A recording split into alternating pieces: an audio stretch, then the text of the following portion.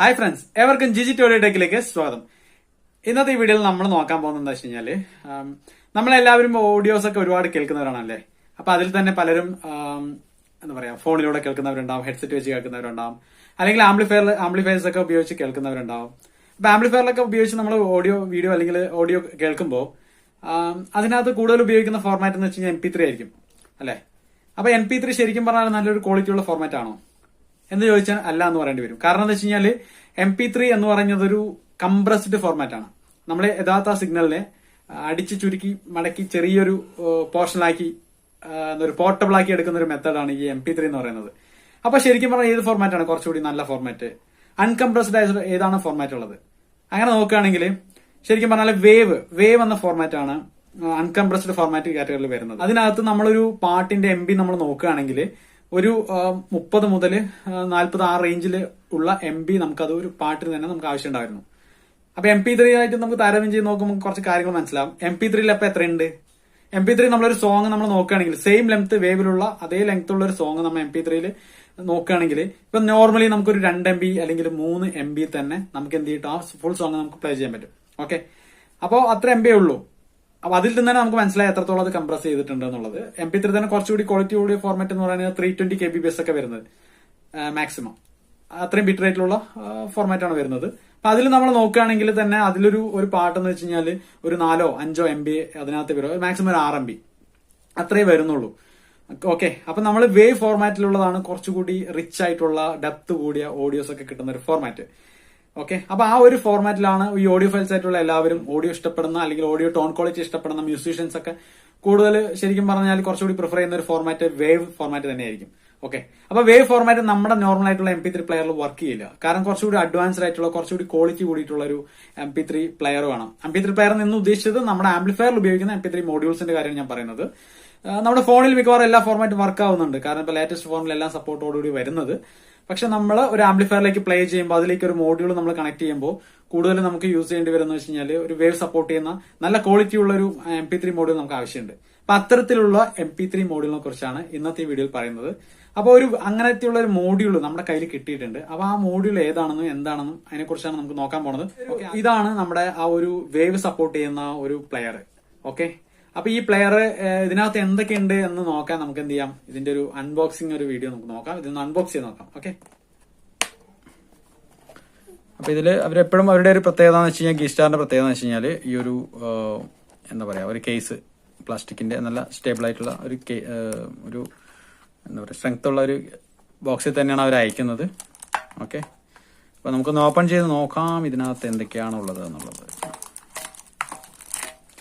ഇതാണ് ആ മോഡ്യൂൾ കേട്ടോ, നമ്മളുടെ ഒരു MP3 ബ്ലൂടൂത്ത് മോഡ്യൂൾ. ഇതിനകത്ത് ഒരു MP3 മോഡ്യൂൾ എന്ന് മാത്രം പറയാൻ പറ്റില്ല, ഒത്തിരി ഫങ്ഷൻസ് ഇത് പല ഫോർമാറ്റുകൾ ഇത് സപ്പോർട്ട് ചെയ്യും. അതാണ് ഇതിന്റെ പ്രത്യേകത. ഇച്ചിരി വില കൂടിയ മോഡ്യൂളാണ്, ഇച്ചിരി കൂടി ക്വാളിറ്റി കൂടിയ ടൈപ്പാണ് ഇതിന്റെ ഈ ഒരു മോഡ്യൂൾ. ഇതിന്റെ കണക്ഷൻസും മറ്റു കാര്യങ്ങളും നമ്മൾ നോക്കാം. അപ്പൊ ഇതില് ഓഡിയോന്റെ എല്ലാ ഔട്ട് നമുക്ക് ഇവിടെ വരുന്നുണ്ട്.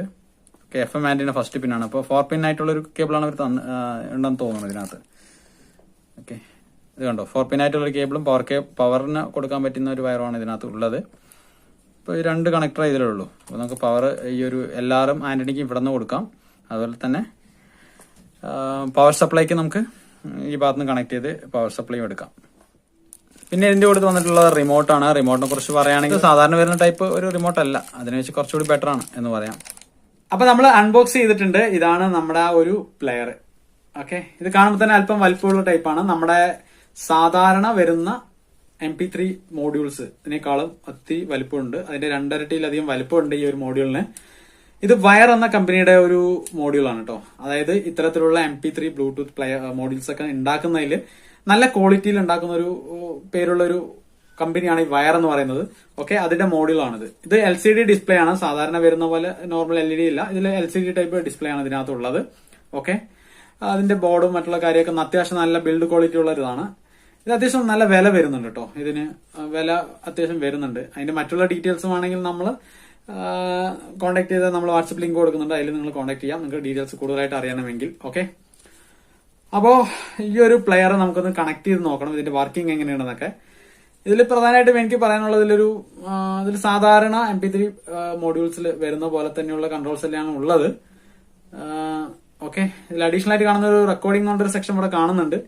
അപ്പൊ എന്തായാലും നമുക്ക് ഇതിന്റെ അതൊന്ന് കണക്ട് ചെയ്ത് ചെക്ക് ചെയ്ത് നോക്കണം. ഓക്കെ, ഇതിന്റെ അപ്പൊ ടെസ്റ്റിംഗ് വീഡിയോയിലേക്ക് പോവാം. ഓക്കെ, ഇത് ഞാൻ സ്പീക്കേഴ്സും മറ്റും ടെസ്റ്റ് ചെയ്യാൻ വേണ്ടി ഉപയോഗിക്കുന്ന അത്യാവശ്യം സൗണ്ട് ക്വാളിറ്റി ഉള്ളൊരു ആംപ്ലിഫയർ ആണ്. അപ്പോൾ ഇതിൻ്റെ ഫ്രണ്ട് പാനലാണ് ഞാൻ കണക്ട് ചെയ്യാമെന്ന് ഉദ്ദേശിക്കുന്നത്.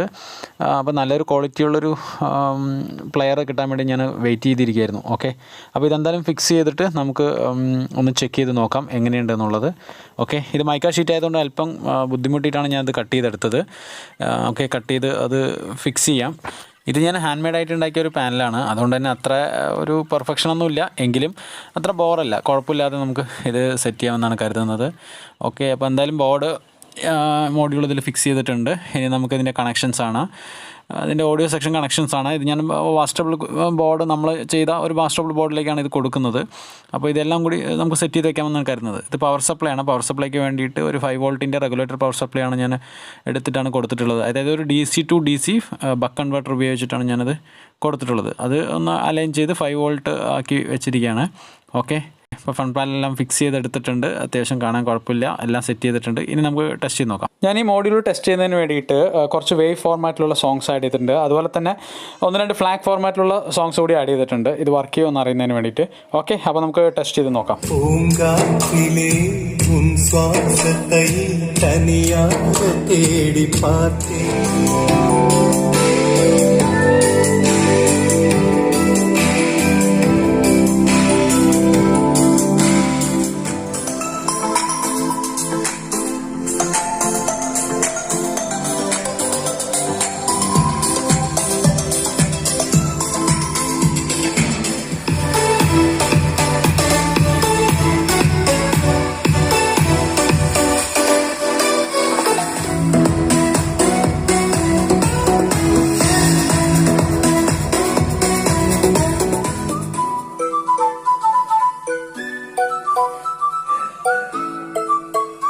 ഇപ്പോൾ ഈ പ്ലേ ചെയ്തുകൊണ്ടിരിക്കുന്ന ഫയലുകളെല്ലാം വേവ് ഫോർമാറ്റിലുള്ളതാണ്. അതെല്ലാം നല്ല ക്ലിയർ ആയിട്ട് അടിപൊളിയായിട്ട് തന്നെ വർക്ക് ചെയ്യുന്നുണ്ട്. പക്ഷേ ഫ്ലാഗ് ഫോർമാറ്റിൽ ഞാൻ 2 ഫയൽ ഞാൻ കയറ്റിയിരുന്നു, പക്ഷേ അത് എടുക്കുന്നില്ല അതിനകത്ത്. അപ്പോൾ അതുകൊണ്ട് തന്നെ നമുക്കിത് ഫ്ലാഗ് സപ്പോർട്ട് ഇല്ല എന്ന് പറയാം. ഓക്കെ, അതുപോലെ തന്നെ MP3 നല്ല പെർഫെക്റ്റ് ആയിട്ട് തന്നെ എടുക്കുന്നുണ്ട്. മാക്സിമം 320 kbps വരെ ഞാൻ ടെസ്റ്റ് ചെയ്ത് നോക്കി. കോപ്പിറൈറ്റ് പ്രശ്നമുള്ളതുകൊണ്ട് എല്ലാം ഒന്നും ഞാൻ ഇതിൽ ഇട്ടിട്ടില്ല. ഓക്കെ, അപ്പോൾ നമുക്ക് ഇത് ഈ 2 ഫോർമാറ്റും നന്നായിട്ട് വർക്ക് ചെയ്യും. ഇനി നമുക്ക് റെക്കോർഡിംഗ് ഫംഗ്ഷൻ എങ്ങനെയാണ് ചെയ്യുന്നതെന്ന് നോക്കാം. ഓക്കെ, ഇത് USB-യിലേക്കാണ് റെക്കോർഡിംഗ് ആവുന്നത്. അതുകൊണ്ട് തന്നെ നമ്മൾ USB പെൻഡ്രൈവ് കണക്ട് ചെയ്തിടുക. എന്നതിന് ശേഷം ഞാനിപ്പോൾ FM ൽ നിന്നാണ് റെക്കോർഡ് ചെയ്യാൻ പോകുന്നത്. FM പ്ലേ ചെയ്തതിന് ശേഷം റെക്കോർഡിംഗ് പ്ലേ ചെയ്യുമ്പോൾ USB എന്നുള്ളത് ബ്ലിങ്ക് ചെയ്യുന്നത് കാണാം. അപ്പോൾ അതിനർത്ഥം USB-യിലേക്ക് അത് റെക്കോർഡിംഗ് ആവുന്നു എന്നാണ്.